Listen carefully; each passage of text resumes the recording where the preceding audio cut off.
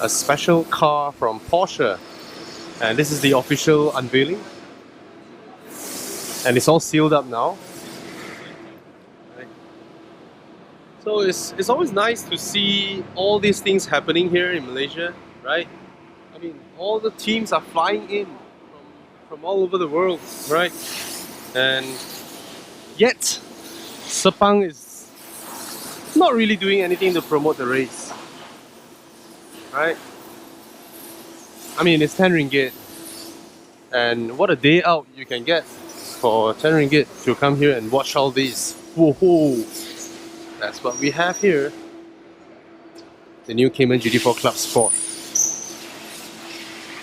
So this is essentially the Cayman GT4, but of course it's a lot faster because it is stripped out, right? Think about it as the, you know, we have the 911 GT3 RS, right? This is the GT4 Clubsport. It's for racing teams, of course, but it has air conditioning.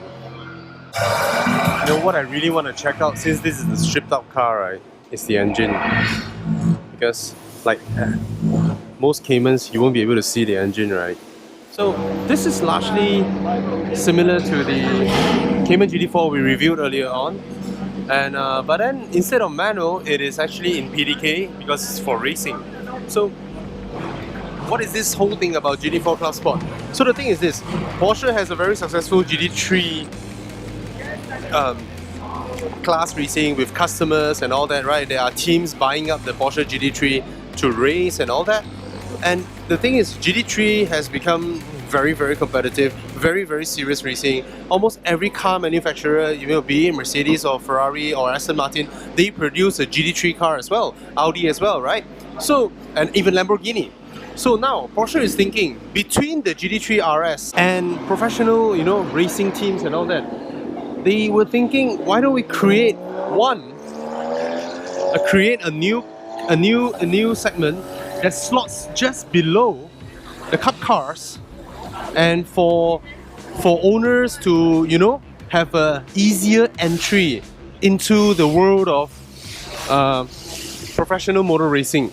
So this is the reason they created a GT3 Cayman GT4 Clubsport, and what they hope that is that by the time, I mean, because now at first they don't really know whether it will be successful. They're not sure whether it will be successful or not. They don't know people will buy it or not. They were thinking that they're going to sell like 100 units of the Cayman GT4 Clubsport, right? But eventually almost 400 over cars are sold. So that means there are so many teams wanting to venture into this, a class below the Clubsports. And of course, you know, these are GT3s, right? Proper racing machines. And GT3 is very established now. How about GT4, right? So they're going to start GT4 with the Cayman, a smaller car, smaller horsepower, easier entry. You know, they have engines that doesn't require a rebuild after a major race. Of course, it's not road legal, but then you service it like a normal car. And what they do with the Cayman GT4, because the Cayman GT4 is such a good base, what they did with it is they just strip it. They strip the car, add the roll cage, you know, sport seats and all that, and it retains air conditioning. So it's a race car at this kind of weather, this kind of heat, and you get air conditioning. So any teams that wanted to venture out, you know, into racing, you know, their company wanted to sponsor it, so they can set up a, you know, relatively low cost racing team with the Cayman GT4 Clubsport, and they can start racing. And if this really picked up, then you can expect what? You can expect other manufacturers to create GT4 Cup cars as well, GT4 Clubsport category, and compete against the Cayman. And what this means is that this enables the Cayman, or we call it the 718 now, to have proper modern current racing pedigree. There you go. So I believe this will mean a lot to the Porsche as a brand, to support their, you know, all this while you have the 911, you have the Cayman, now it's called a 718, right? And the 911 is treated as the serious car, the car that people actually do race, right? Look at that. People actually do race the 911s and not that sort, and then they go against the Lamborghini Gallardos, the Audi R8s, the all the proper racing cars. What about the Cayman, right? The Cayman is sort of like, you know, the one rung below all this while, but now it's different. Now they created this program. It really means that the Cayman is serious business. It has proper motorsport heritage, modern motorsport heritage from now on. So I think this is a really, really good move from Porsche, and I think the car looks great.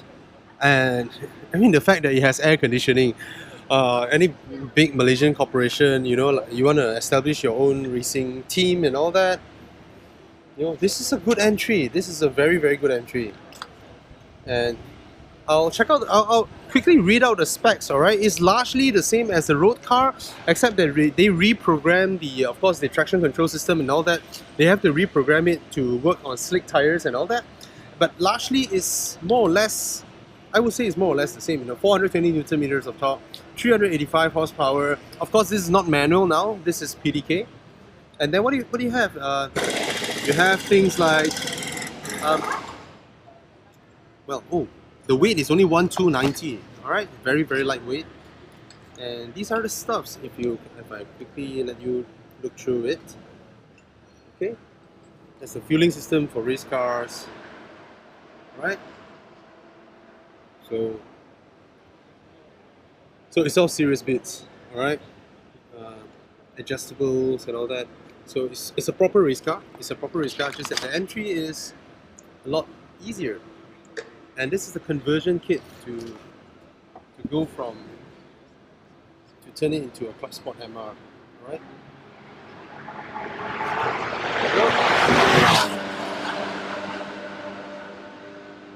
I'm having trouble with my stupid gimbal, so it's not showing things the way it should. Oh dear.